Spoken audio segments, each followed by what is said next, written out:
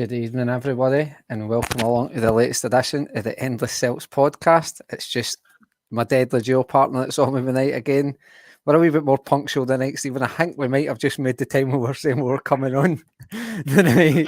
It's not a lottery like Friday.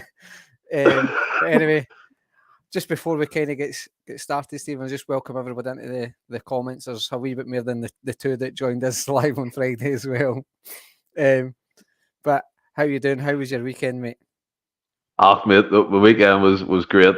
Seen the kids and I spent a lot of time with them. Obviously, Celtic winning last minute at Fair Park, and obviously the events that transpired across the other side of the city, which I'm sure we'll probably gloss over a few times this evening. And you're right, to be fair, Franny, it seems like it's us two on the daily now. Like no one was there Friday. We pulled up for it. I mean, we're on tonight. We're looking forward to having a wee chat. But before we get into it, I do think we should have just a brief silence for a fallen comrade who sadly lost his job on the other side of the city. Look, he's even pointing at his own exit. Our Mr. Brendan Rodgers in the background, as calm as ever. The mole is away. Agent Michael Beale has left the building, and I just thought that would be a funny thing to get the viewers in the comments going. But yeah, as you said, buddy, good weekend. What about yourself? It was all good. I kind of spent a lot of watching the golf, Stephen. If truth be told, obviously watched the football and stuff, but spent a lot of time in front of the telly watching the Ryder Cup, which I thoroughly enjoyed. And Europe could have ran away with it on Saturday, but America kind of got a nice wee point, and then they came out all guns blazing Sunday. So it was very interesting. Know that you care a jot about that, Stephen. Do you know what to do, Carby? The Super 6 competition that's going on at the minute. Go for and we'll bring up the table. I didn't care about that either. Well, because you're not even in the running for it no more, because Kieran is number one. He's not Anthony Dunn off top spot. Kevin Gallagher comes in at third. Mark Robertson comes in at fourth. Niall Thomas fifth. William Dobbin creamed up the table at sixth. Joe Findlay seventh. Jamie Latimer eighth. Alistair Dack ninth. And if you just want to get involved in the Super 6, you can see at the bottom here on our banner, the pin codes there. If you have the Sky Sports Super 6 challenge, get involved with it. We've got the prize sorted for Stephen Coulthard. Eventually, after, I don't know, just errors and miscommunications, we finally got it sorted out, and I'll be with him shortly. But yeah, that's the updated table, Franny, and anyone who wants to get involved, there's plenty of time. I mean, let's get it. We'll get a better prize for next year as well. Something to look forward to. See, before we get going, Stephen, how do you ban folk? I'm not having this chat in here. Well, I'm not letting you ban him, because golf is... See, the best thing that I seen from that whole golf thing, actually, never even seen it. I heard it in TalkSport. Rory McIlroy had a wee spat with a caddy. Like, come on. And he was in a car park, and he's running about going, it fueled our bellies. Fuck off. Are you winding me up? Like, are you serious? The most exciting thing, Ryder Cup weekend. I seen a chant, and someone showed me in work today, and it was like, we're in the middle of the tee. We're at the left of the tee. People singing that. Fuck's sake. Who watches that? I can't watch it. Some of the chants were terrible. I'll give you that. Some of them are bad. But nah, love it. Best sporting event ever. Honestly, it's the best sporting event. Wow. The Ryder Cup. The Ryder Cup, easy, mate. So, easy best sporting event. So you're trying to say it's better than Champions League? Aye. Mm-hmm. Right. I don't want to get into that. We're not here to talk about that tonight. We're here to talk Celtic, and as you say, we might delve into the Mickey Beale. It might be started called Mickey again after him coming. Mickey's back.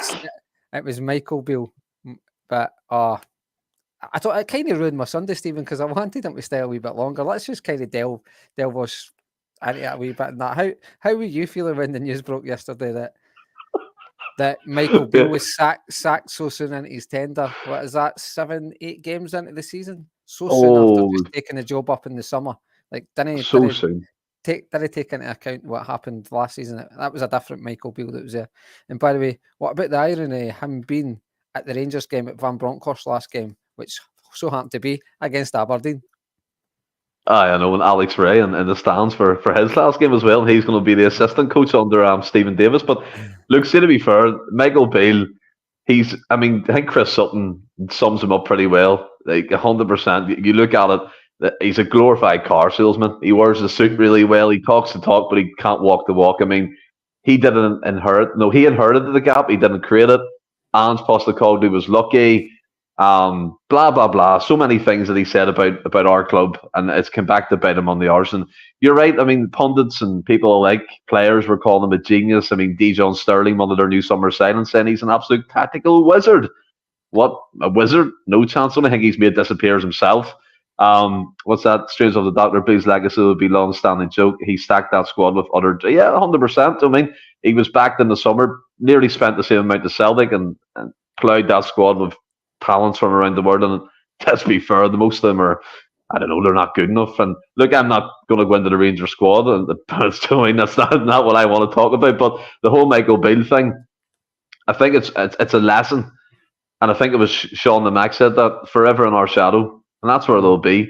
So I mean, we've been dominant at Scottish force for the last 20 odd years. If you take in from the 2000s onwards, I think they've won like 6 league titles. We've won the rest, treble after treble, quadruple trebles, make it look easy at times. And look, they're going to try and play catch up with us. But one thing I do want to make pretty clear: if there's a time, and we've said this before in the comments, you'll know yourselves, and Franny, you too. This is the time to put the boot on the throat of Rangers and not let go. Do not let them get strong again. Do not let them catch us up. We've opened up a 7-point gap. So we've beat them at Ibrox with an effectively a fifth choice centre half pairing. And people can't forget that. Rodgers played that was a tactical genius, that game. The way he played that. We came out of there, we looked comfortable, and it was a high pressured environment with no supporters. And Mickey Beale, whatever, look, all the jokes, we all know it. The mole's on the dole, mountain out of a molehill, all that type of stuff. Do you know what I mean? It's a great laugh. The banter years +2 here, isn't it? I mean, it's back again in full swing. I know. Like, you asked me how I felt. Like, say, to be fair, obviously when you hear it happening, you're like, "Fuck me!" The basket case of a club again, and they have the cheek to call themselves a massive club. And it's quite ironic, as you said. He was there the last game GVB took part in. Alex Ray was in the stand. The last game he took. It's all pre-planned. It's pre-planned. Sorry to cut you off, but Street Shitter, what a name. Alex, if anybody listens to this on audio or that, Alex Ray, a fucking face like a Halloween cake. What a call. Yeah. Look, you see, I mean, and again, there's all that. Remember they tried to Jay Postacoglu with the UEFA Pro license, but he actually did have the qualifications. I think it was just like kind of the Asian version. Yeah, the Asian version. Stephen Davis doesn't. But the only reason he's getting away with it is because he's in temporary charge. So there you go. Shove that, clean up your cake hole.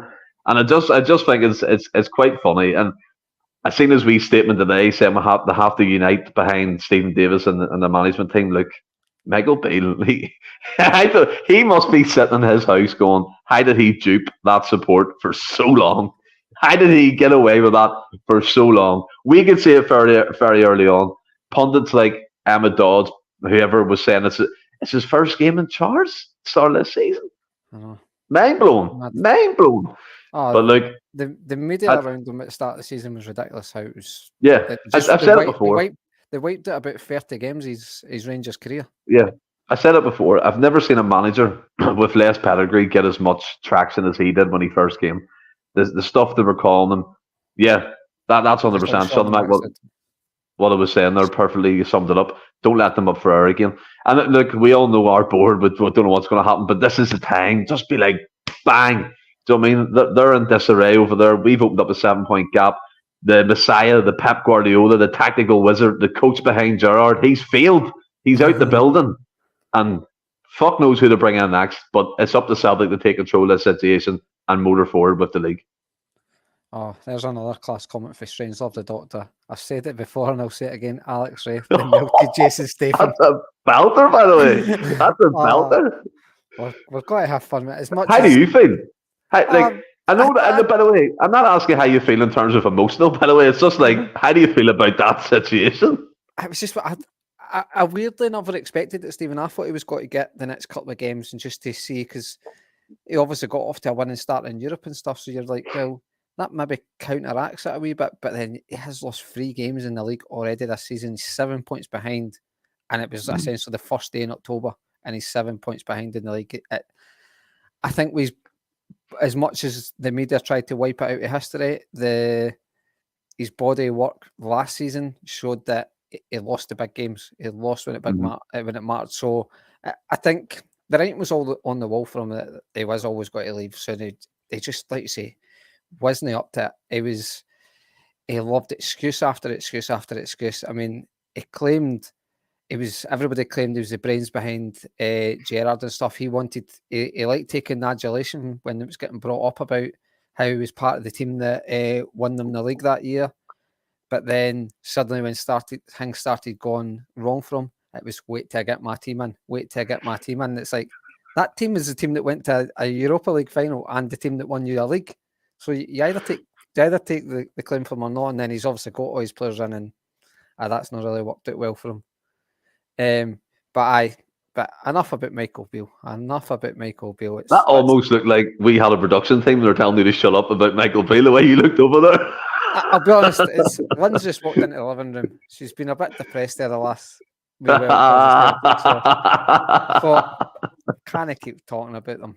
Them? But anyway, right, back to the good stuff, Stephen. Back to the good stuff. Yes, man. So Motherwell, we went to Fir Park early doors on Saturday, a half 12 kickoff. A television blackout for some random reason. Don't know why. We discussed that on Friday as well. Obviously we paid the $14.99. Oh yeah, it was $12.99 subscription to Motherwell TV to see the game. So what did you think of the game, Stephen? Just a wee sort of a brief look back at the game and that, then we'll kind of dive into it a wee bit more in that. But just your initial thoughts on the game. Well, I mean, first thing there, I have to say I did buy my Motherwell pay-per-view subscription. I was in line with their commentary team and that. No, it's murdy. But yeah, I mean, first of all, by the way, Fir Park has a great surface. It's a long way away from the sand. Remember the Sand Zero, they used to be called, because it was a sand that was filled in with sand left, right, and centre. But they've actually done well, and it's probably up there with one of the best surfaces in the league, and that even includes ourselves. Jed Thomas there, we didn't play great on Saturday, but what a win. Yeah, it kind of reminded me of the Ross County game when Ralston scored that kind of 97th-minute header. And it was just one of them games where we had to keep pushing for that victory. And look, we took the lead. And then obviously, I think it wasn't too long after that, or they scored in injury time. And then we replied with Matt O'Reilly. I know we're going to go into individual performances, that's fair enough. But yeah, it was a hard-fought victory. Some would say that's how champions win, isn't it? They win the ugly games when some teams can't do that. And obviously their manager gets sacked for it. That's interesting. Yeah, we've obviously got the chance to put the pressure on them for a change. Yeah, I mean, that's obviously different now because we have to kind of play first because of the Champions League, and they have to play after us because of the Europa League. So it kind of probably falls in our favour that way. But I don't think anyone can deny the fixture list up until now probably favoured them to have a better run at it, and a better kind of collection of results, let's say more wins, but it hasn't turned out that way. The supercomputer has failed. But yeah, we're grinding out the results. I still don't think the performances are quite there yet. Motherwell had a few opportunities. I have to be honest here. I thought they played quite well, and they were playing through the lines a lot. They were passing the ball. They were comfortable on it. And I think that's testament to the Kettlewell and his backroom staff. And look, I'm all for teams trying to play against us. I much prefer it. I like a challenge. I don't like us. Yeah, like us scudding teams and winning fucking 5-6-0. That's fair enough. But at the end of the day, the product's going to improve when players from Motherwell, players from Hibs actually try and up their games against teams like ourselves and pit themselves against us. Because at the end of the day, we're human beings. It's 11 human beings on the pitch versus 11 human beings, so to speak. So, yeah, all credit goes to them for that. But like Jed said, what a win. And look, one of them ones that might drive us on with a fantastic run and hopefully get this league title in May. And I thought it's like we said about the Rangers game, although I think we definitely performed better at the Rangers game in that. But you sometimes find you'll learn more for the team on games like Saturday than you do if you scudding a team 4-5-0. And I think it was Patrick McLaughlin and Alistair Jack, they've said kind of had similarities to St Johnstone. It did. Yep. And like you say, the Ross County game, I mean, I'm not got to go in and John because he's not here to defend himself and stuff, but obviously me and John had a wee debate in the chat. It just annoyed me, mate, but it was one of them. As I say, I'm not going to. It's not fair when the guy's not here to defend himself. Sounds like it's bothering you a bit. He was obviously picking up on the negatives, which is fair. But it wasn't a great performance. It wasn't. But you could say we got out of jail, especially conceding the late equaliser and stuff. And then, but I thought we showed good composure. We sort of kept calm. would have been easy just to chuck aimless balls into the box, but we didn't. We passed it about, and that's how the goal came about. We passed it and created space. If you actually look at James Forrest's run for the goal, it just drags about 2 Takes the defenders player away. away. And then obviously it takes a Riley to come in there and Taylor to find the pass, but it does. But I just think games like Saturday, the performance wasn't great, but performance wasn't great against Ross County. Performance wasn't great against St Johnstone. And I think the Dundee United game as well wasn't a great performance, where Abada scored late. But they're 3 games. They're 3 games under Postecoglou that you remember because of what happened. And that's just, for me, Saturday's the same. You'll not remember it for the performance.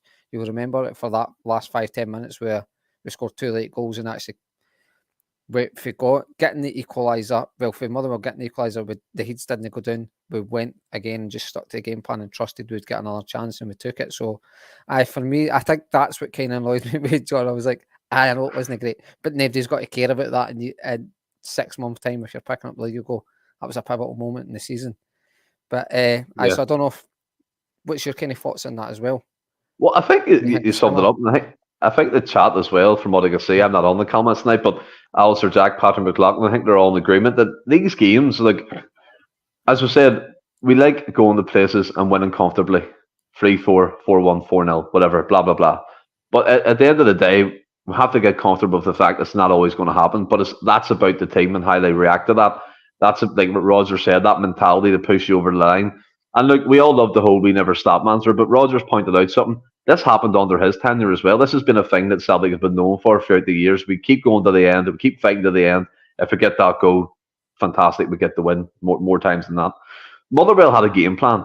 And look, it's a bit disrespectful to say we should have been beating them, whatever, X amount of goals, because they stuck to the game plan pretty well. They caused us problems. We can't forget that. Scott Bain made 2 fantastic saves with his feet, and then he caught us out with a quick free kick. Scott Bain was on it in the flash. There was another one of their players cut in. He hit it, and he saved it. He was going into the bottom right, but he saved it with his foot as well. So they could have had a couple of goals themselves. We can't forget that fact. And look, we had to stick to our game plan. Did it work? Did it not work sometimes? No, it didn't. I still think that the team needs to gel. I think players like Palma need more time. Yang wasn't particularly impressive. Kyogo's not getting the same opportunities. I don't think that he was in the previous games. I don't know if that was what Motherwell were doing well or us were doing wrong. But at the end of the day, Franny, we look back on the Ross County game. We look back on the Dundee United game from seasons past. They pushed us on to the league title. They gave us the belief we could get to the end and win the league. So, yeah, it's not pretty sometimes. And is the Rodgers era playing as good as football as Postecoglou? No, then he's not. But it's different styles. Rodgers is more passing the ball, slow progression up the pitch, and then you kick in when you're in the final third. We know Postecoglou's gung-ho. But see, at the end of the day, he's not our manager no more. And I couldn't give 2 fucks about the man, to be honest, anymore. That's just my opinion. That's just the way I am. Look, he done a fantastic job when he was with us. He led us to 2 league titles, a treble. Well done. But it was the same when Rodgers left us. It didn't give a fuck about him. But see, if you're in position at Celtic and you're our manager, that's who we should focus on. That's who us as a support should put our full back in behind. And we're getting the results. We're out of the League Cup, which is a bad thing. I didn't like us not playing last week in the League Cup. It didn't feel right. But at the end of the day, the performances are going to pick up. We've got a 7-point gap, and we went to Fir Park. Probably, I think from the calendar of the year, they're the 3rd best performing team from the start of January. I think they might be second, mate.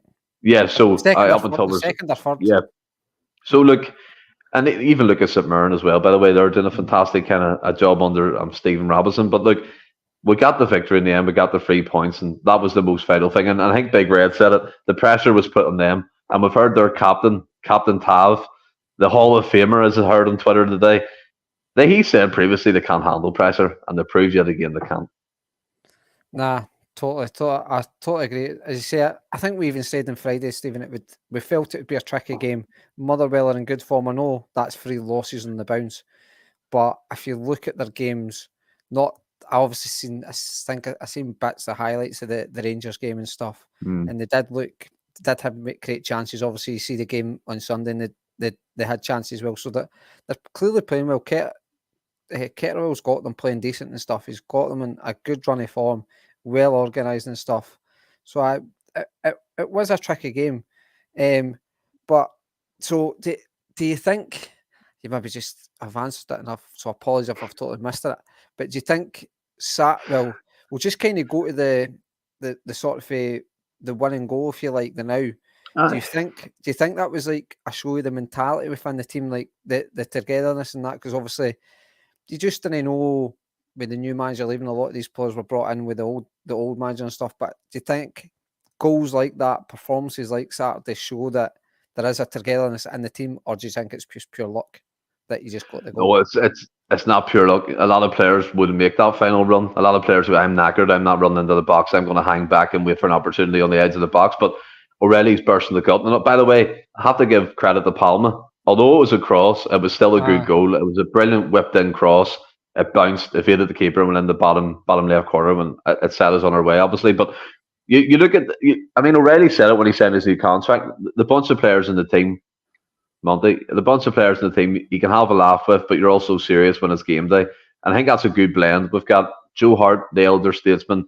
We've got Cal McGregor, who's the captain. We've got O'Reilly, who seems to be having the voice. Greg Taylor, even though I don't think his form's great, he's the voice within the team. Alistair Johnson, Canadian international. So, no, this isn't by luck. This is by design. This is what is drilled into the players, whether it's from Martin O'Leary, whether it's from Gordon Strachan, Neil Lennon, Ronnie to a certain extent, Brendan first time, Postecoglou, Brendan again.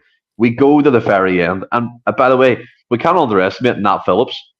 Mm-hmm. He could have put that ball into the box, but he found Taylor in plenty of space, and Taylor just had to guide that ball in. And as you rightly pointed out, James Forrest made a brilliant blindside run, took two centre halves away from O'Reilly. O'Reilly was arriving at the back post. And by the way, he could have fluffed that. He could have caught that too hard. He could have put that over the bar, but he just caressed it past Liam Kelly in the goal. And then the scenes at the end. That, for me, is what stays with the players. That, for me, is why you play for Celtic. You see that passion from the support. You see it pouring out from the stands. And you also see Motherwell try and get their wee passionate, wee ending when they thought they were getting the draw, but they didn't. And I just think it's that what we want to see back again. And I think when I look at Brendan, I think he's getting more comfortable being back as the Celtic manager now. He's getting more comfortable with the thought of being the top man. He's trying to get to the supporters. He's clapping them at the end of the games now. And he also ran onto the pitch. Did you see that? He ran on the Fir Park. And also the excitement took over him at some points of that match too. And that's why you play for a club like ours. That's why you get your wages. That's what you should be aiming to do. Please the support. Make us all happy. Win us league titles. Win us travels. Do well in Europe. And Matt O'Reilly is an absolute superstar. I think his game under Rodgers has took on to a different level. I think Rodgers said it when he signed the contract. He's developing into a box-to-box midfield player. He's more athletic. He's more dynamic. He's quick across the ground. His touch is great. His awareness. And he reminds me a lot of the way Rodgers coached Stuart Armstrong. And I loved Stuart Armstrong. I really did. Making them late runs into the box, scoring from the edge of the box as well, assisting goals. And I can see that in bucket loads of Matt O'Reilly. His improvement, his attitude, his game awareness, just the way he gets back and helps McGregor tackling as well. We start talking about the players, Stephen. No. But sorry. But if you're asking me if it's by luck or by design, it's definitely by design. In a long-winded answer, it's by design. No, I totally agree with you, Stephen. I totally agree with you. Like you say, it's not just Rodgers this time around. It's happened many times. I mean, minutes ago we were only talking about late goals in recent years and stuff. So it was just a wee want to chuck in there. And just before we kind of go to play performances, I just want to come to this comment from Monty. Willie Law's not here tonight. He'll be back soon. Once we can get him away from the cop, he's been at too much corporate dues, man. Too much corporate. He's not eating prawns. He's on caviar and fucking lobster, Monty. The boys big time. Big bonuses. None of that prawn nonsense. Not at all. You wouldn't put that through. You wouldn't see that in his house. Lobsters and that. Aye. Lobsters for lunch, man, at Willie's house. But anyway, we'll just kind of move on to sort of the player performances at the game and that, Stephen. And I just kind of want to, you kind of briefly touched on, but I kind of want to touch on Scott Bain. I felt like you've got to credit guys where credit's due. I thought he had a fairly decent game. I think for a lot of us, certainly myself, it was maybe a worry going into the game. Because obviously with Joe Hart being suspended, you're like, you just always feel he's got a mistake in him. Now, I do think he got out of jail with the Motherwell goal that was chopped off. I think the referee gave a foul. I don't think it was a foul. Obviously, I don't know how VAR would have worked if they went, oh, by the way, it's no foul. I'm assuming they would have still gave the offside because then they'd have went, well, I know it's not a foul, but then it's offside. So for me, I think he got away with one there due to the fact that the boy was offside. But you've got to credit where credit's due. Either side of half-time, he makes 2 great saves with the pretty much similar saves it with his bottom right foot. And it was quite ironic that the goal that Motherwell scored was kind of similar shot. It was one of them. It was one of them where it was. I wouldn't say it was desperate defending with Celtic, but you see Liam Scales, he kind of gets attracted to the ball, but equally he's not want to leave a leg in and give away a penalty. And then Nat Phillips tries to recover him, and it's one of the ones that goes through the leg. For me, I lay no blame at anybody's door for the Motherwell goal. I've got blame. I've got blame at people's doors for that goal. You can touch on it if you want, and with your comment with Ben, but for me, the Motherwell goal, I think from a Motherwell point of view, it was a good goal. He's done him well. He's good to touch, but for me, I think Ben had a good game, and before really totally going into Lazio, do you think he's maybe gave himself a chance for that game? Because let's be honest, he's better with his feet than Joe Hart, and Rodgers signed him. You just never know. You never know. I mean, he doesn't have a chance in hell for that game, buddy. And I know you're trying to tee him up to get him into the team or see if he has a chance. So, look, I want to make something clear before I get into this one. All 3 of our goalkeepers, first team goalkeepers, are not good enough at the minute. They're not good enough. Joe Hart gets you away domestically. To a certain extent, Scott Bain does that job. But what I will say, Scott Bain was brought in by Rodgers, you're right in that instance, and he was actually number 1 for a spell under him. And the only reason why he was number 1 was because of how good he is with his feet. That can't be denied. He's a cracking passer of the ball. He can link up the play with the centre halves as well. He's not shy in taking a touch. So he's good in that aspect, and he made some good reaction saves. But I think, like you said, the goal that got chalked off, I don't think it was a foul. I don't. At the end of the day, he was a bit weak. He didn't come off his line. He was standing still. Their player had momentum and obviously pushed him into the net. And I think O'Donnell came in and toe poked it behind. I think it was McGabby challenging. It was chalked off for offside. Obviously, you look at them calls; it's really tight. I think it was shoulder offside. But in regards to it, look, being done well. But we also seen the other side of being against Hibs last season. His head went. He was letting in goals left, right, and centre. They could have hammered us, by the way, that night. But they did. But it could have been worse than 4-2. But no, mate, he doesn't have a chance for the game. And the fact that we're in this position talking about Scott Bain maybe playing against Lazio makes me ill. It really makes me ill. So it does. I think Joe Hart's going to come back in. His experience, his voice at the back, and he'll maybe have Scales in front of me, he could talk through the game and things like that. But in regards to the Motherwell goal, look, you mentioned Scales. I think he got attracted to the ball. He was ball watching a bit. He got done with the movement, but he wasn't close enough to the player. He didn't make a challenge for it. He was actually right in front of the ball before it got struck. Nat Phillips just came behind him, didn't get near Eiler. So them two, to me, it wasn't great defending, and the ball ended up in the back of the net, and we could have dropped points, but we didn't, obviously, before Riley finished that goal. But nah, man, it just really angers me, mate. I'm with Stephen Murdoch as much. I know I've kind of just chucked out there. Me being as an accident waiting to happen. He 100% is. And look, I don't know what Seagrass is doing there. If he's fallen in love with someone in Australia, let him go. Just let him go. He's just doing nothing. The best thing he's done this season is show Hart the red card in the team quota. That's the only thing he's done. But nah, for me, no chance, mate. And look, Hart's coming back in. He's our number 1. Scott Bain, no. Aye, for me, I think Hart starts on Wednesday as well. I think, although Bain did have a good game, I think, on Saturday. He did. I know you're, again, equally know Joe Hart's biggest fan, but you can't sort of ignore what he's done previously. I think he's had big saves this season as well. You can't. Yeah. So I think for me, Joe Hart comes back in. But I will just kind of move on to another player, and it was Greg Taylor, who obviously had that key moment where he sets up the winning goal and stuff. But I think in recent weeks he's certainly coming back to his best, and it's no coincidence that he's obviously playing that inverted wing back role more often. But do you think what's your thoughts on Taylor anyway? Sort of his recent performances again on Saturday. I know that the team wasn't exactly glutted with 7, 8, 9, 10s out of 10 and stuff, but I thought maybe a wee bit blinded by the fact that he sets up the winner and stuff, but I think he had a decent game and stuff. I think Rodgers is definitely compromised with Greg Taylor. I think it's just the case of you can't perform the duty I want you to, so you kind of revert back to last season, and he's coming in more, which suits him. He's a midfielder. He started off like that, and he can Pam. Yes, Pam. We all have Trust done me, crazy Pam. things for We've love. all done crazy ass shit. Trust me. But I think for me, yeah, Greg Taylor's performances have improved the last couple of weeks, but again, that's down to the fact that Rodgers has compromised the way he's playing in the system for him. And look, if it suits him until he gets a replacement, then that's fair enough. And I say replacement. I don't say it lighthearted. I think, as you said, we can't forget the role he's played, but he's just not good enough for me.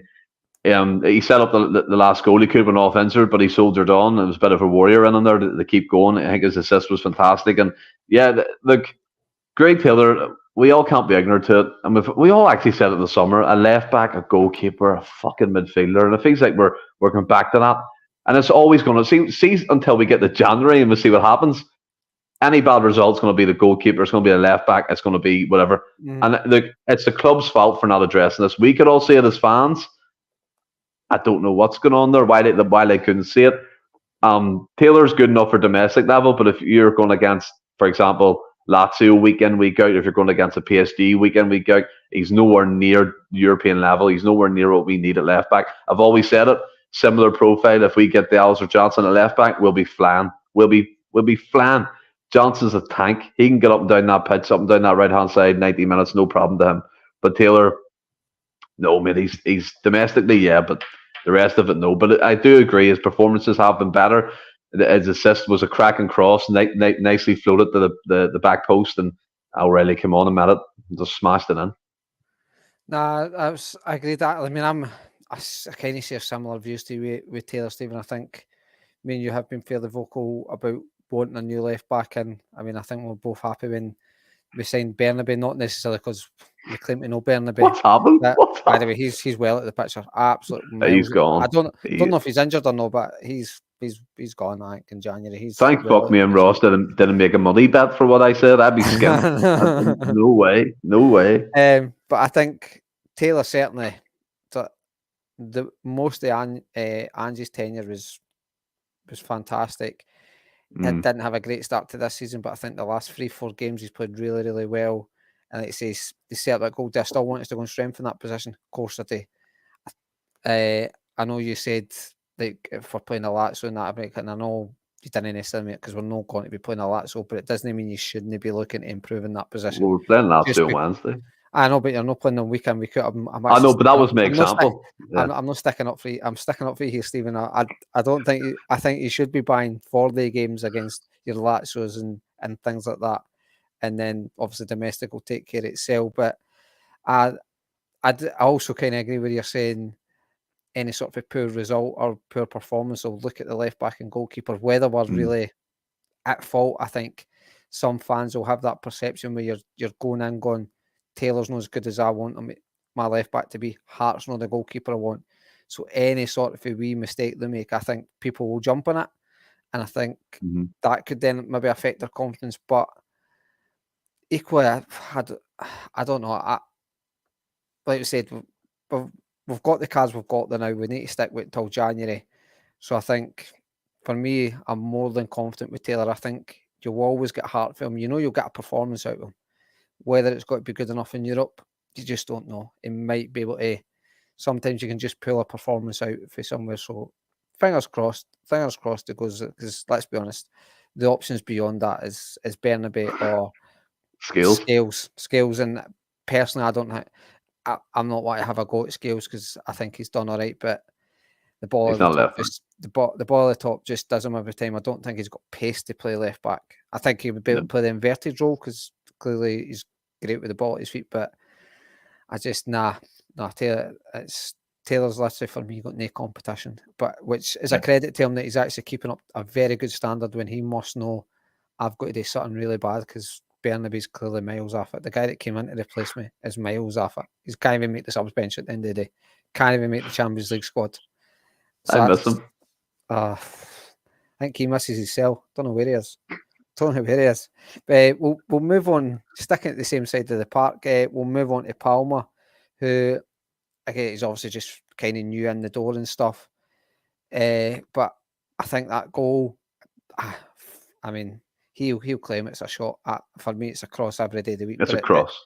It's a great cross because it's one of the ones he's aimed for the back post. The keeper's maybe in sort of indecisive because he's like, if I get a touch in that, there's maybe somebody coming in the back post and I'll just palm it out to them for a tap in. And he's maybe gambled, going, I might just need to gamble and leave it, and hopefully it creeps into post. And obviously it's crept in. But I thought he showed flashes when he came on, like he wanted to get it. He kind of reminds me a wee bit of Haksabanovic in the ways he gets it and does wee chops and stuff. Hopefully he's got a better attitude than him. I think he will. I think South Americans have got a kind of love for the game and stuff. You look across the city, the guy that left in the summer, they tend to be nutters as well, some of the South Americans. So and we've got our own nutter in Bernabeu, let's be honest. But I think Palm obviously just in the door. He obviously came with good numbers. So obviously he's got off the mark with a goal and stuff. So just kind of hope that gives him the confidence now to going forward, Stephen. Yeah, I mean, if you look at that, I mean, watching his highlight package before he joined us, a lot of his goals came from that side, doing the exact same movement and the exact same shot to that back post. And if you actually watch that goal back, Motherwell centre half left it because it's one of them ones. If he touched it, it probably would have ended up in the back of the net. And I think that's a great point by Alistair Jack. Palma done more in 15 minutes than Yang did in 45. But what I will say about Palma, and I've said this previously in the podcast, he reminds me a lot of Moya El-Nusi. He's not blessed. He's not blessed with great pace, but he's got a good touch on him. He's got good awareness about him. He can play a pass, and as we've seen, he can get a shot away, even though it was a cross. But still, it was a goal and it counted. I don't know. Look, I'm going to be honest with you, right? And it might be a bit controversial here, but he doesn't excite me. He doesn't go. He doesn't give me the whole. We'll have a player. I mean, the first time when I saw Jota, I was like, wow. No, you just look at this guy and you're like, fuck me, his talent is incredible. I think one of the first games he pulled the ball out of the air at 50 yards, come down to his foot. I think it was at Pataudry. Do you remember that touch? Mm-hmm. He just plucked it out of the air, and I think he scored from it as well. Palma doesn't give me that vibe. Palma doesn't scream superstar to me. He screams good player, kind of a player you maybe rely on in situations and that. But a lot of convincing still needs to be done for me for him. Yeah. Maybe a run of games will help that. Yeah, a run of games will help out 100%. And look, that's when we look ahead to the Champions League and stuff, which we're going to come on to. But early signs of Palma, he seems a real stocky build. He seems like he can hold the ball up. He's not as afraid of getting stuck in. He's winning headers and that. And yeah, he looks good, mate. I don't know what it is, but it might sound bad, but he doesn't. Jed, that's where my head's at the minute. Abada and Jota. I'm thinking back. I shouldn't do, but I'm thinking back, and I know we still have Abada and he's injured and that. But Palma, he's slow as chips, mate. I thought he was filled with pace. I thought he was. Seeing I watched his highlights, mate, I thought he was like quick, but he's not. He's anything but. But look, you said Haksabanovic. I said El-Nusi. Maybe if you mix the two together, you get a good player somewhere. I mean, I'm maybe a wee bit more excited. I mean, I think he is a quick player. He's no rapid. I don't think. Maybe it's just. I think he's quick. I'm not going to say he's like rapid, but I think he's fast. You tend to find there's not many slow wingers. Let's be honest. Well, here's a question for you. Can you remember him beating the Motherwell left back for pace? Because I can't. No, he didn't take him on once. He didn't take him on. Maybe putting that down to maybe a confidence thing and stuff. He's finding his way in the team and stuff. Yeah. We don't know how good his English is and things like that. Kind of making excuses for him here, Stephen. I'll be honest. We're talking about pace, and I'm talking about what language you can talk here. So just I think he has got pace, but I mean the highlight reels are anything to go by at the end of the day. He taken a lot of free kicks and corners, and I don't think he's taken one yet for us, which is. I thought it was a great. I was like, finally, we're signing somebody that can take a set piece, but O'Reilly still just collapse one in, and you're like, what's the point of you, O'Reilly? I mean, O'Reilly's had a great start to the season. What's the point of you, O'Reilly? Of you taking a corner? Because I didn't kind of the last time I got excited when we got a corner, because it's like, well, what's going to happen? What is going to happen? I'll be interested to see the comments think about Palma. I don't know what they're kind of mixed. That Jed's saying, do you think he's another super sub and things like that? And folk are just kind of saying needing a run of games and sort of saying that I do play him before Yang, which I kind of agree with. Yang kind of excites me, and I run about as much as I would say I would play Palmer first. Yang does excite me. I think he's got to be indifferent, similar like what Abada is. It's just where he kind of comes in and out the team and stuff. Yeah. I think Yang, Franny, I think Yang doesn't even know what he's going to do next. And that to be fair, I'm more excited about Yang than Palma. I'm going to be honest. I think Yang reminds me of Jota, but obviously he's not on that level. It's just the way he can do skills and get past players. And look, sometimes he overdoes it, or his first touch for some reason bounces off his toe and ends up going out for a goal kick. I don't understand his first touch sometimes, but the wee flashes I've seen of Yang, he looks decent. But I do agree with Alistair Jack that, again, contradicting myself here, that Palma done more when he came on the pitch. Down to the goal, really. Palma didn't do anything in terms of taking a player on. He was always cutting in and finding the wee pass to Cal McGregor or Rio Hatate or whoever was about him at that time. But the goal was the pivotal point in the game. I know it wasn't, like you say, you just hope it kind of gives the guy the confidence. He is just in the door, Stephen, and things like that. Especially attack. I know he's like a winger, but attack-minded players just getting off. They're expected to score goals now, so get goals and assists. So he's got a goal. It might just give him a wee bit of confidence to then. Bet Yang's raging. Bet you Yang is raging that he hasn't scored yet. He's fucking fuming. I bet you.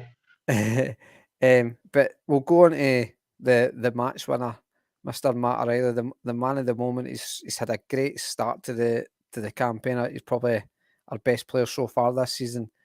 For me, it was an absolute great finish because, like you say, it's the players will know there's not much time. That they're probably thinking we just need one chance to and hopefully take it, and it gets a great chance, and the ball it's a great pick out for Taylor, as we said. Forrest makes a great run that takes the boy away for O'Reilly. There's another Motherwell player standing there that kind of gets called ball watching, doesn't actually track O'Reilly either. But O'Reilly, I don't know if for me, it probably just felt like it was a decade that it was taking to come here. So he's probably got a lot of time to think about what he's want to do. And it would be easy just to try and maybe header it, hit it in how he did. And he could get caught between two minds and just kind of make an arse it. But he had the confidence to not try and take it because he is so left-footed. And I felt it showed a bit of maturity. It showed confidence that he was like, no, the best thing for me to do is the finish that he done. I need to take it on my right foot because it was not made for it to take it on. Because he's coming at the back post, he can't be hitting it with his left foot and stuff. But for me, I just thought it was an absolute fantastic finish considering the circumstances, because the players will be well aware of how much time's left in the game and stuff like that. Oh, mate, 100%, especially with how late on Motherwell actually scored their goal as well. I think for me, outside of Cal McGregor, look, Matt O'Reilly is our best midfielder. I think he's more important to us than Rio Hatate. And the reason I say this is because, look, O'Reilly's doing two jobs effectively. He's box to box, he's involved with defending, he's involved with attacking, he's goal scoring, he's breaking up play. And from what I've seen this season, is a totally different O'Reilly than what we've seen last season. Obviously, he had personal issues and things like that, which is fair enough. But I think Rodgers is really taking him on to a new level. And Rodgers said it in the contract talks. One of the big key factors was him basically convincing him to stay because he's going to play a big part in his career moving forward. The way he's going to play, the way he's going to develop as a human being. We know all these beautiful characters that Rodgers like to talk about. I think O'Reilly has been fantastic. And Brian Warrior, that's 100%. Tom Rozic, the way he caressed that ball into the roof of that was fantastic. And you made a great point. He could have thought about that too much, threw his head at it, or it was stuck in no man's land. It didn't make a great connection. It could have went over the bar, come out for a goal kick. But it didn't. It was in the back of the net.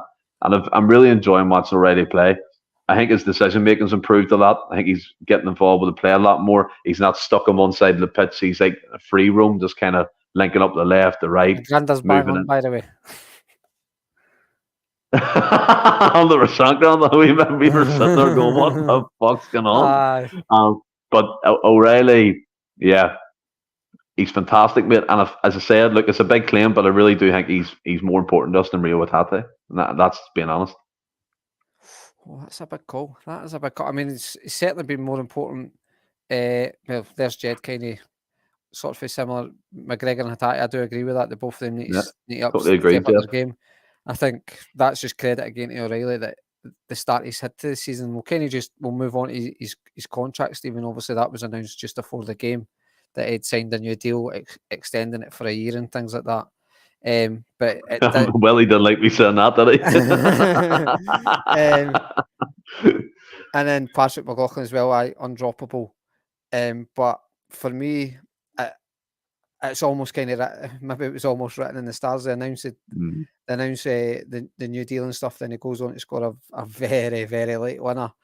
But I think you've got to credit O'Reilly's performance, because for me, I still argue, if you asked me last season, I would say O'Reilly was, I say the worst, but if you're picking a top three, I'd have went McGregor, Hatate, and O'Reilly. But now it's O'Reilly, McGregor, Hatate. Easy the best. You said that. You said that. But what was your favourite midfield last season? The three last season, but I would have had O'Reilly as the third best one at the I get you. But I think that's just credit to O'Reilly's performances and now that he's took it to another level. Whereas I know Hatate's been out injured, so it's maybe a wee bit unfair to judge him now. And McGregor maybe is just adapting to the new role and stuff. But so I just about O'Reilly's contract and just his form lately compared to the other sort of what would argue is our strongest midfield three anyway. Yeah, I think regardless of the transfer window, the Celtic board need to be kind of commended for getting the players like Maeda, Kyogo, McGregor, O'Reilly, Hatate, whoever it may be, to sign these new contracts. That's basically a core of a team signed up on long-term deals. And look, albeit we know contracts really mean nothing in today's football, it actually just means protecting assets from our point of view, kind of banking on the fact we're going to get a big transfer fee. And that's the way Celtic are thinking, I'm guessing, in that aspect, because we rejected £10 million from Leeds. I think Rodgers referenced the point that Matt could have left, but he didn't. He stayed with Celtic, which is testament to him as well. Yeah, Brown Warrior, 100%. I think O'Reilly's he's took that mantelpiece on big time. Two different players, by the way, but I do get what you mean.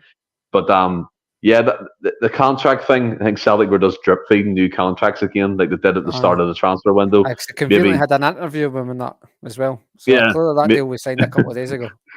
Maybe Carter Vickers is next. Here's hoping, fingers crossed that. But O'Reilly's important to this team. That he's a leader in the team, even though he's only 23. He speaks well. He's very good with the media.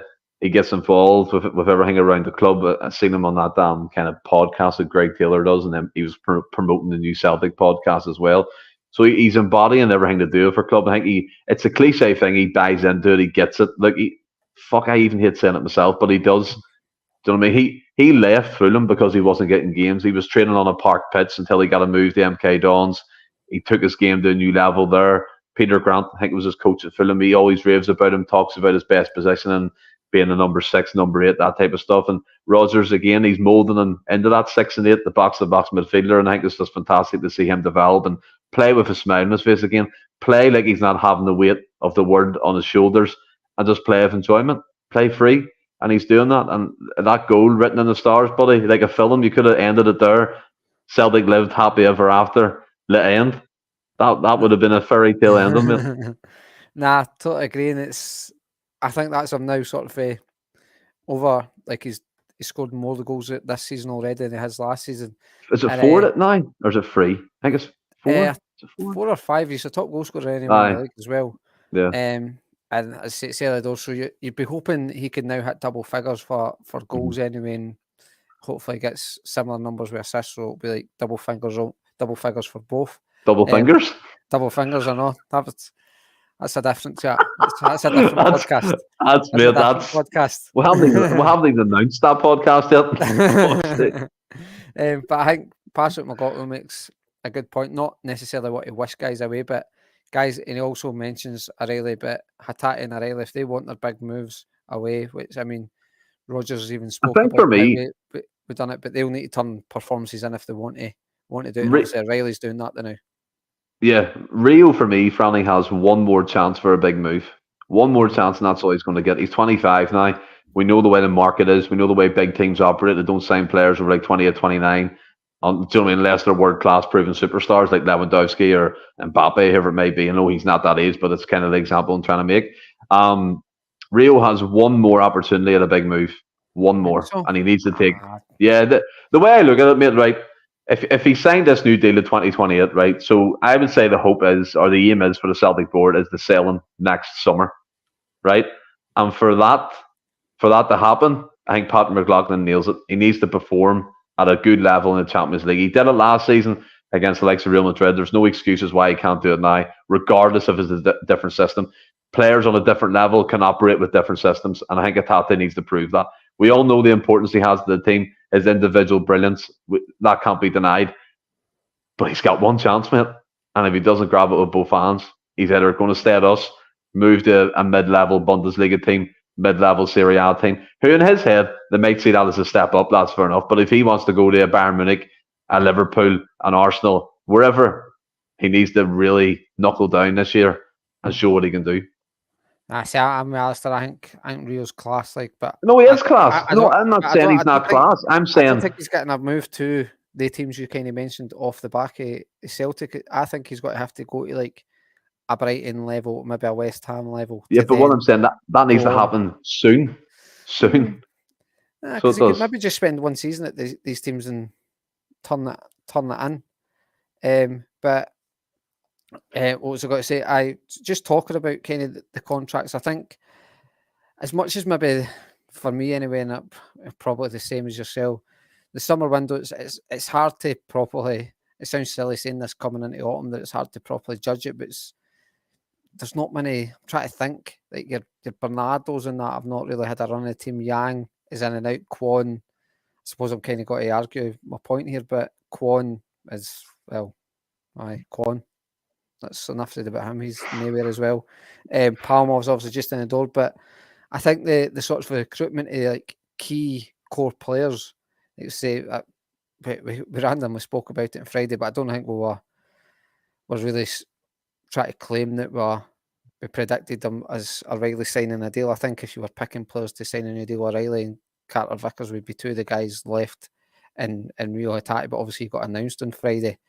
But do you think it shows ambition, but it's rewarding guys for their form over the last couple of seasons? It's try to tie them down.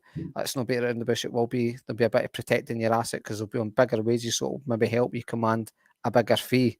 Because if you're maybe rating a guy at 10, 15 million and only paying him a couple of grand a week, it's hard to then say that. Because so if you're then maybe got to up that to 15, 20 grand, you can maybe ask for the sort of a 10 to 15 million pound for these players because you're valuing them that with their wages. But would you kind of make of the new deals that have been handed out, Stephen? As I said, I think the deals that have been handed out I think it's fantastic for the club to get them over the line. As I said before, contracts mean nothing. If you get a big enough transfer fee, they're gone. But it's just protecting what we have. It's protecting the assets and protecting future transfer fees coming in, because a lot of these players have been entering the last maybe year or 2 years of their deal. They might want to run it down themselves or look out of the club on a reduced transfer fee, but that's not going to happen now. And as long as they perform to their best levels at the club, I have no issue. So I mean, as long as they give their heart and their soul for us and for Celtic as a club, again, a lot of these players are class. I mean, Kyogo, unbelievable. Mieda's work rate's incredible. Captain Cal, just again, albeit his levels this season haven't been great, but he's still one of our most reliable, consistent players and a fantastic leader. And you could go right through the list. We spoke about O'Reilly and things like that, but yeah, it's a good bit of business to get it done by the club.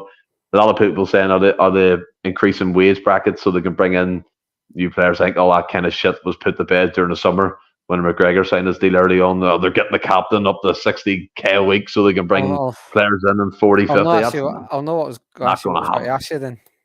Not going to happen. I'll skip that wee side topic then.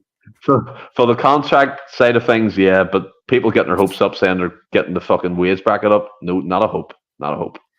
But do you think, I mean, I think, well, I know what you're going to say, but do you not think there's maybe some substance to that the fact that there'll be guys that have been there for the best part of 2 years, these guys that have won his leagues, won his nearly every trophy that was made available to us domestically anyway, and they're maybe saying it's to stop the sort of unrest. It's not to say that we didn't try it in the summer to get that sort of a different level of player that maybe your £6, £7, £8, £9 million players.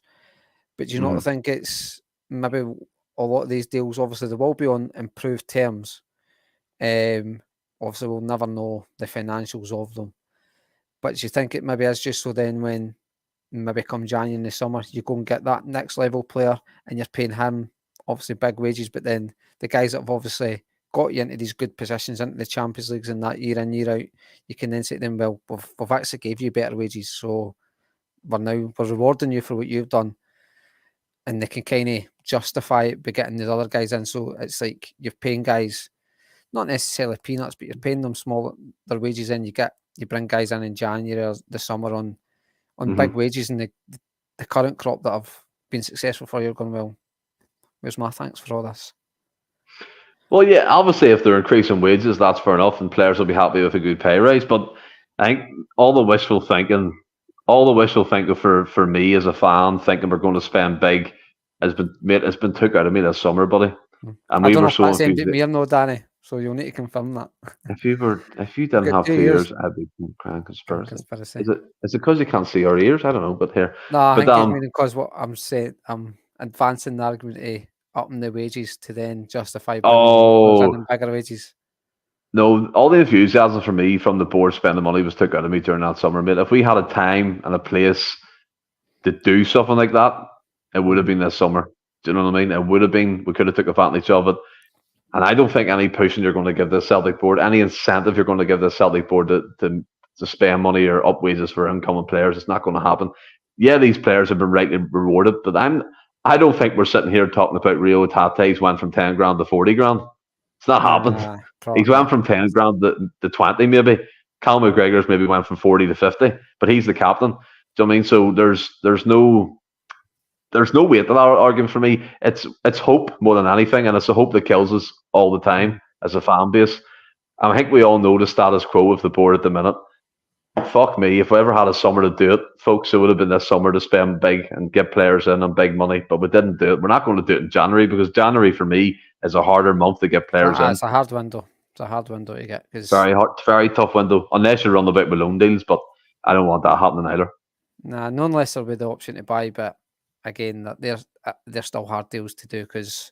Do you remember Fabian Reeder, Scott McTominay,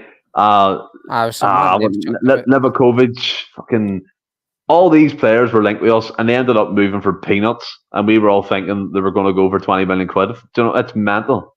It's like I got sucked into it big time. I should have listened to Palm saying how the board's cheaper, but that's for another. Palm, was that your car in the photo? You're not cheap. That's Brendan Rodgers, isn't it? I know, but she was giving him a lift. She's a chauffeur. I'll leave some of that chat out for when Willie's on, just to cheer Monty up, just to cheer him up. Willie Lower, get him back. He'll love. We'll get him back on. We'll see if we can get him away for his big sort of VIP meetings and stuff like that. Ken how he is. Ken how the other half living all that. But we'll just kind of he did driveways, mate. Oh, he did. By the way, it's got a wee spinning bit and everything, man. Oh, man. He could just park his car in straight and just turn it round. Honestly, Monty, You should see it. You should see it. But we'll look ahead to Lazio, Stephen. It's obviously our first home game this campaign in Europe. Obviously, we didn't get off to the best of starts 2 weeks ago in Holland and stuff, a 2-0 defeat. But I think if we've got any aspirations to do something in Europe this season, like whether it be progress out this group or drop into, I know you don't want to aim for third, but I think third should be the minimum we should be really aiming for. I feel like. What do you think? Lazio at home, especially, is a game I think we need to looking at to get maximum points. I don't think a draw is the world's worst result, but I think we really need to be looking at now. Lazio, I've obviously looked at the sort of. If I've not got to sit and say I've seen a game of them, but I looked at some of their games. I've had an indifferent start. They're sitting 12th in Serie A, which we all know is not the league it used to be. Not to say that it's probably better than the SPL. The probably, mate. It will better than SPL. It will be better, but there still will be. I think when you look at the standard of us compared to what maybe Lazio are now, I think you've got to fancy your chances. I've got to kind of caveat with saying they did beat Napoli. I think it was away from home.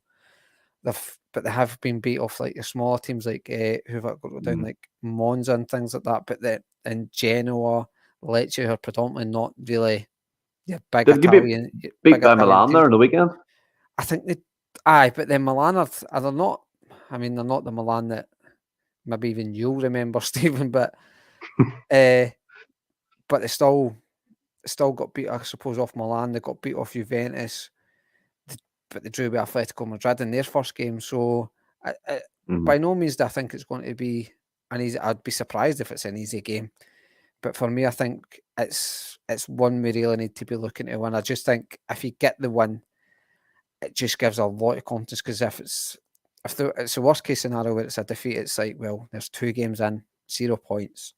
As another one of the campaigns. Whereas a draw, depending on the nature of the draw, there's maybe something you can cling on to, try and find positives, but certainly with a win, regardless how the win comes, you would look at that and go, well, right, 2 games in, we've won our home game, lost our away game. It's actually no bad start. Well, I mean, Lazio, I think as well that the result they had against Atletico Madrid helped us a lot. I think that was a blessing. If we take 100% Stephen Murdoch, if we take our opportunity here, their keeper scored a wonderful header. By the way, it was unbelievable, and the scenes after it too. And I've seen a lot of people take heart from our performances against Lazio under Lenny, but look, 2 different teams. They've got Sarri now in possession. We've got Rodgers, so it's going to play out differently, obviously. For me, Franny, if we don't get maximum points in this game, kiss goodbye to Champions League football after Christmas. I'll say that. It'll be a fight out for third. If we lose the game,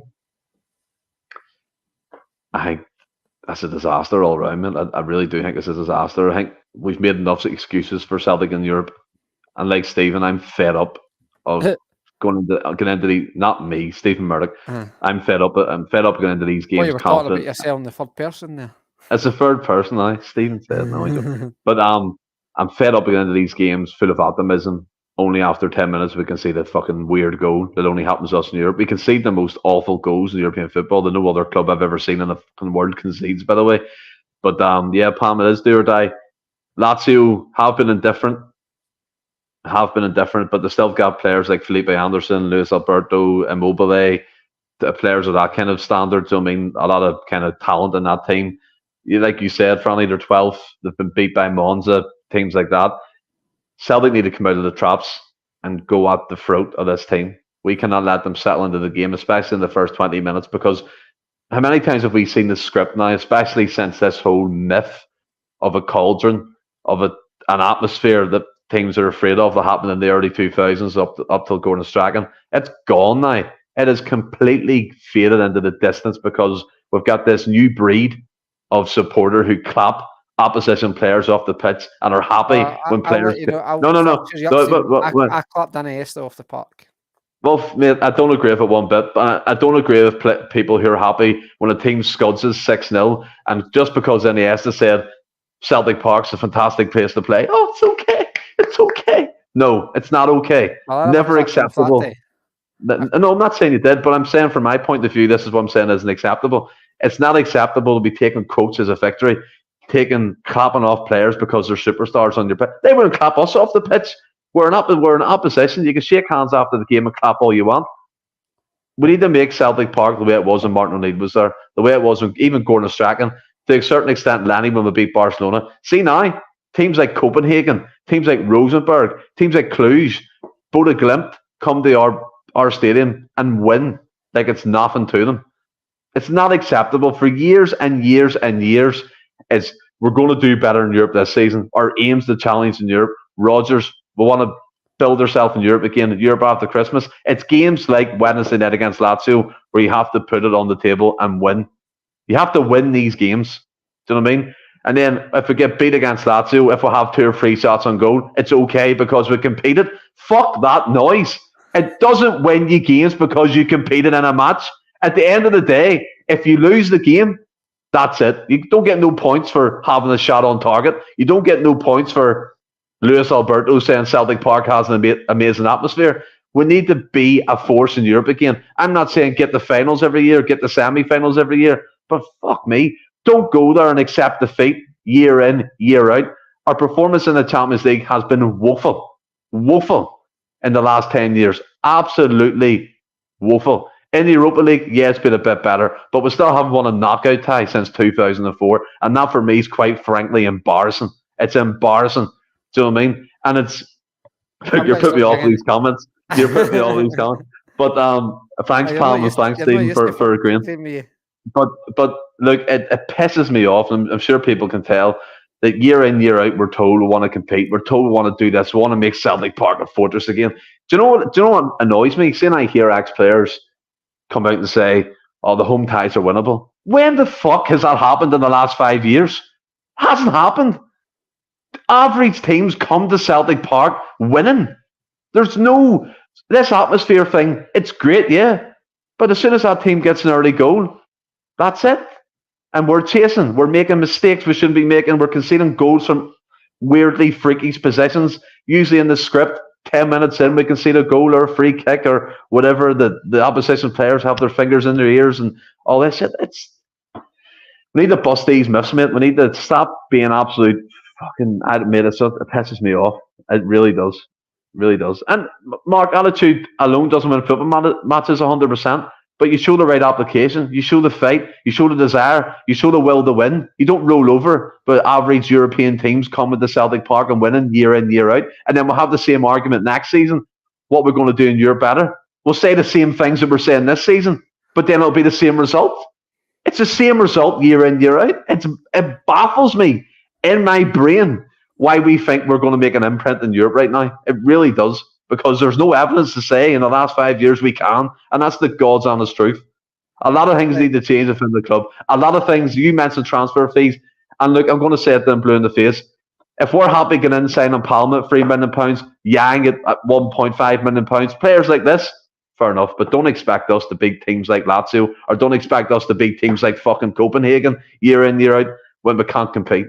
That's the truth. The way the Borders spend the money with us at the minute, the way us as supporters spend money year in, year out, merchandise, 4 kits a season, season tickets, going to away venues, back in the club to the help, and we get absolutely fuck all in return, but false promises and told we're going to make inroads in Europe. How many times have you heard that, Franny? Tell me. I'm interested. We have. But what I would say is, now, see this whole myth. I need to breathe.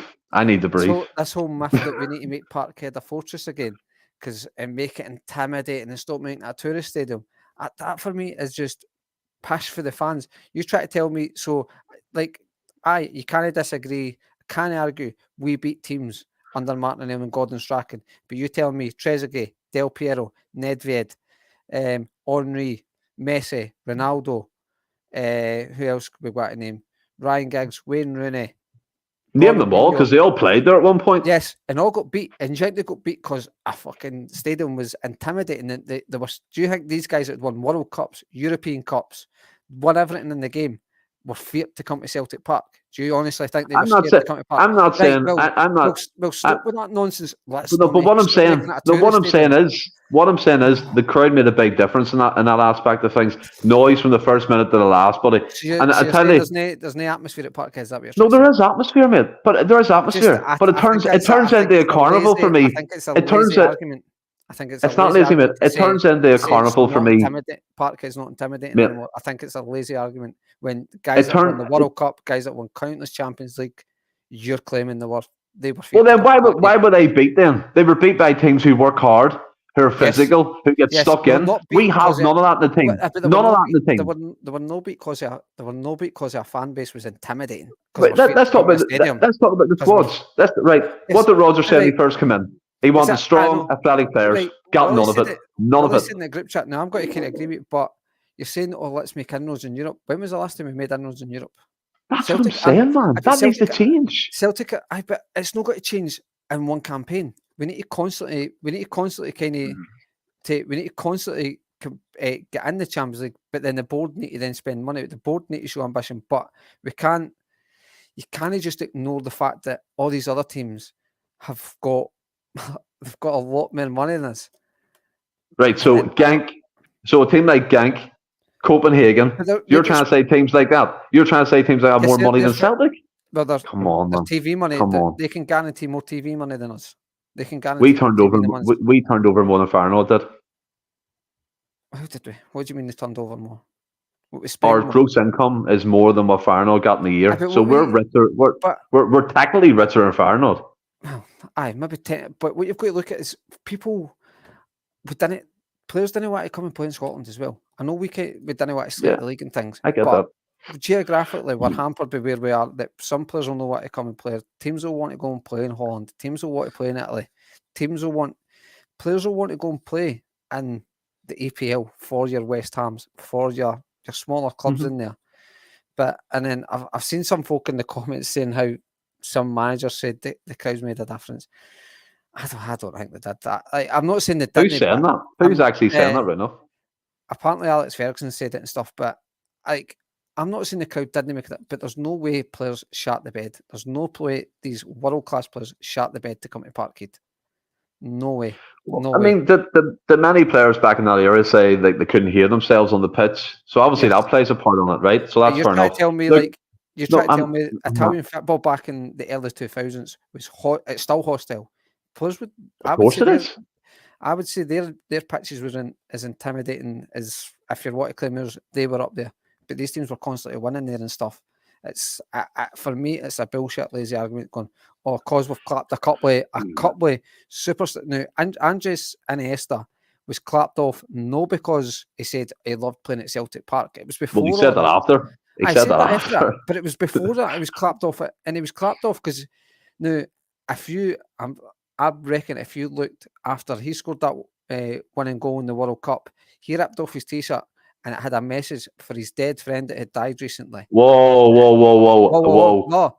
I'm not saying anything about anyone's. Yes, I know. I'm just saying. But I think, but you need to put context into why a lot. Now you look at every league game for Barcelona after that, and if he got subbed, Andres Iniesta got clapped off at every stadium because of what he done that day. But no, people like to look at it's cause he said after a Celtic game. It's bullshit. He never said that. And let's know. And we say we didn't want a touristy stadium, but you want to make it intimidating. You want the Celtic end. Everybody wants standing here and everywhere. You essentially want to make it a fucking. I didn't say that. Everybody wants to go to Borussia Dortmund Stadium to see the wall. Mm-hmm. Everybody standing up. Is that not making it a tourist stadium? Because you want to make it an attraction for folk to come and see. It's making it a tourist stadium. Well, I mean, Franny, if you look at it as well, right? And look, obviously, I know we're an hour, 13 minutes in. It's great to have people still with us. But I mean, you look at it. I'm coming across this, mate, as a mid-level European club. Like Brian Wallace saying fans influence games. I agree with him. I 100% agree with him. Tell me Galatasaray's European record lately, then. Well, Brian Moore, if you have a wee look at Galatasaray's home form, fire it up. It'd be interesting to see it. I'll take the now while you're talking. But look, the way I see it is, and people have different opinions. Franny, 100% in the comments might not agree with me, might not agree with you. I love all that, right? But to say the support doesn't make a difference, I think for me, it's mind-baffling to me. Look, I'm not saying they're the be-all and end-all. I'm not saying the atmosphere is the be-all and end-all, 100% not. I think the Green Brigade do a fantastic job, the tifos, the displays and stuff. Look, but if you go back to the 2000s, even up to 2012, our Celtic's teams were physical, they were athletic. They weren't the most talented, and they weren't the most gifted technically.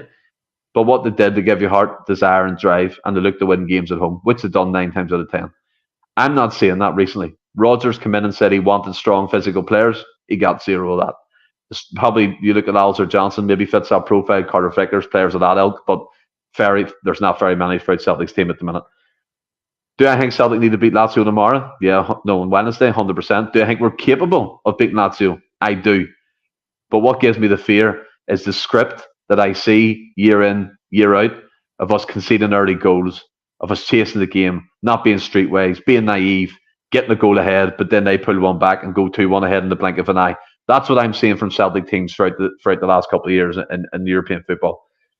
The support for me make a huge difference. But it has to come down to the players to put that application of themselves onto the pitch, to feed into that atmosphere, feed into that excitement that's going around Celtic Park when the Champions League music hits. Then you get that performance. Just not seeing it at the minute. And look, what Iniesta did, I didn't know he'd done that with his friend. That's fair enough. But I can point to countless other players that have been clapped off the pitch at Celtic Park.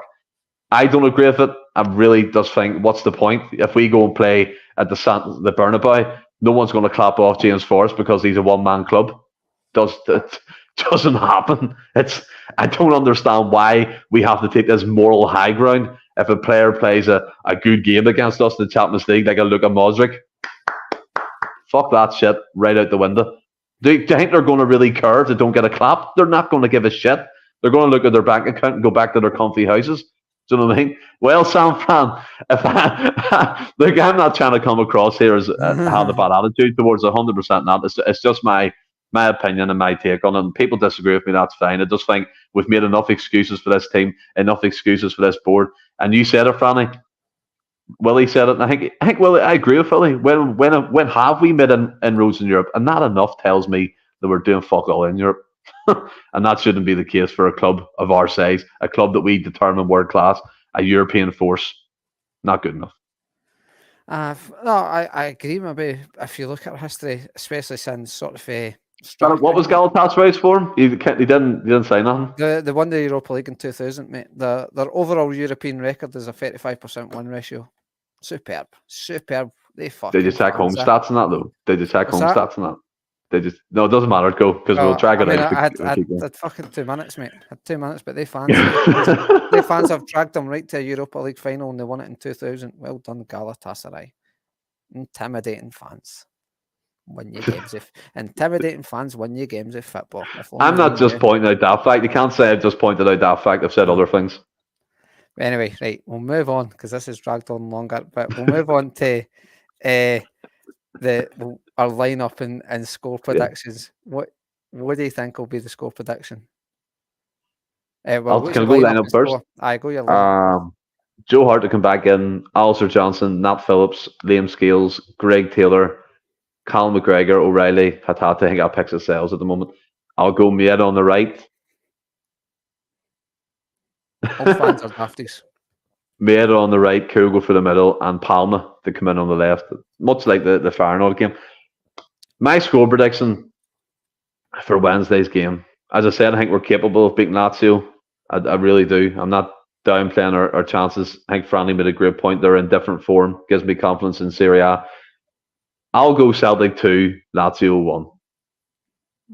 Alex and I think we've got the exact same statement. Because I've went Hart, Alistair Johnson, Phillips has obviously got to come in for Lagerbielke. I think it would be madness to be putting a Wata in there. Scales will obviously start Taylor, midfield 3 for me, picks at Selway, Callum McGregor, Rio Hatata, and Matt O'Reilly. I was swaying, but I think Palma will maybe start on the left and Maeda on the right, and then Kyogo through the middle. And I've went 2-1 as well. I think 2-1. A lot of Patrick McLaughlin saying 2-1. Alistair Jackson 2-1. There's a few of them. I think Rio and Kyogo, great shout.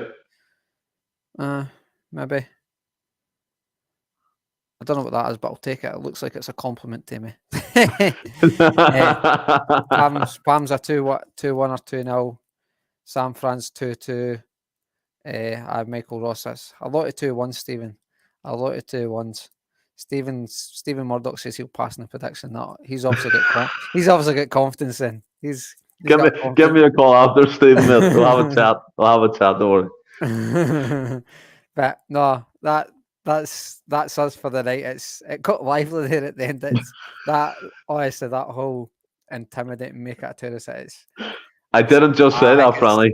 Don't label and say I just said that. I didn't. I think it's a lazy argument. It just grinds my gears, mate. But no, I thank you everybody for watching it. Have you enjoyed this one tonight, Stephen? Mate, it's been brilliant. I didn't even realise it was going to go on that sort of rant. It's lifted a lot from me, to be fair.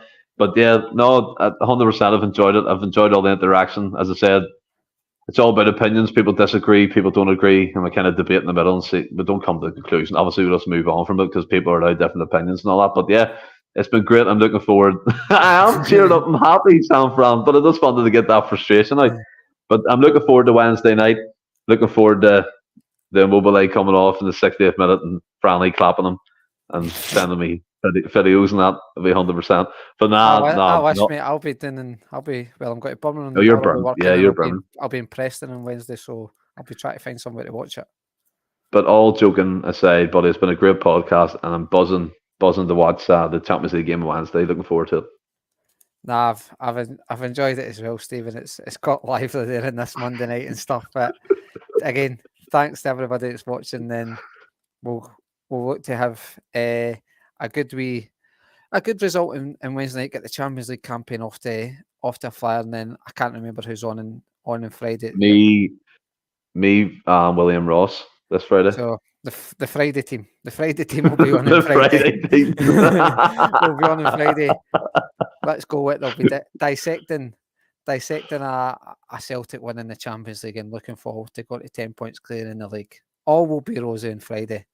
Now we'll leave you and bid you farewell. Hail, keep safe, keep well. Totally forgot what Stephen says, but bye.